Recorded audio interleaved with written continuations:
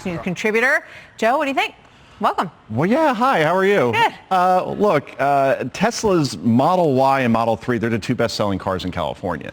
You'll never guess who owns $4 million of Tesla stock. Paul and Nancy Pelosi. Just throwing that out there. They're in California, I believe, right? Look, this is tone deaf. It's elitism. But what wasn't mentioned in Jonathan's excellent piece was, what is the average cost of an electric car? Who can afford these things? Right now, there's something like $60,000 for the cheaper versions. Joe Concha, Fox News contributor. Joe, what do you think? Welcome. Well, yeah, hi, how are you? Good. Look, Tesla's Model Y and Model 3, they're the two best-selling cars in California. You'll never guess who owns Joe Concha, Fox News contributor. Joe, what do you think?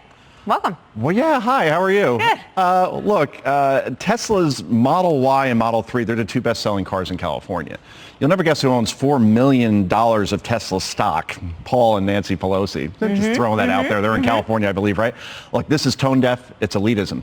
But what wasn't mentioned in Jonathan's excellent piece was, what is the average cost of an electric car? Who can afford these things? Right now, there's something like $60,000 for the cheaper versions, right? So if you're living in California, which has the highest income tax rate in the country, also has the highest poverty rate in the country, the average household median income is $78,000. So after taxes, we're talking $40,000. So your entire salary still can't buy you an electric car as they're currently priced. I don't see how this mathematically, economically will work in any way, shape, or form. By the way, how are you going to charge all of those cars? Well, that's the question right there. With all that traffic, by the way. Yeah, no, absolutely. I mean, they don't go far enough. And the batteries, you know, there's a lot of questions about the batteries themselves and what you need to make the batteries. And most of those minerals and components come from China, many of them. And in terms of what Jonathan made the point about natural gas and electricity being the ways to store and power these vehicles. So it's like one little piece of the puzzle, and running off with it and saying, you know, this is going to solve the whole problem seems rather short-sighted. But, you know, not to say it's not a direction to head in, but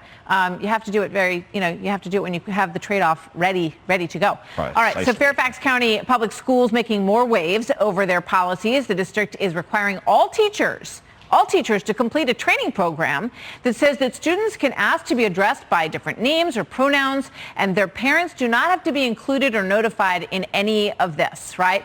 The policy applies even to preschoolers. One training slide states that notes things like asking to use a private bathroom or a locker room that corresponds with the student's identified gender. And another slide details when and how a child can choose to change their name. None of it requires parental consent. Joe, what do you think? We're 25th in the world in math, reading, science. Thank you. Right? Blocking and tackling. I have a first and a third grader. All right? If you want to have a conversation with my kid on gender identification or sexual orientation, no.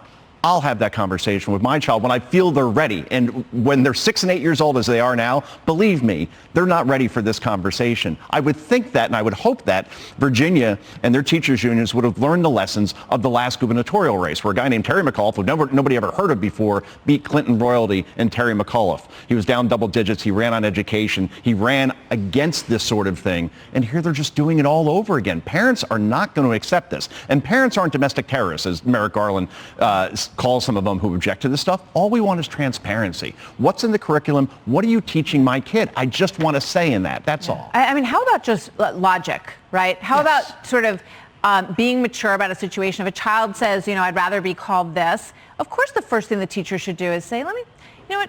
Hi, Mom. Hi, Dad. Just want to let you know what's going on in the classroom, and I'm wondering what you guys think about this. I mean, the communication is so key to raising healthy children, so why on earth would you not want to have that conversation with the parents? It absolutely makes no sense at all, and kudos to you, because until you got these kids reading at grade level and doing math at grade level, you better focus on the mission of teaching and get to that first. So Hillary Clinton lost to Kim Kardashian in a legal trivia contest in the new series Gutsy. We see the pair compete in a legal knowledge test. Watch this real quick.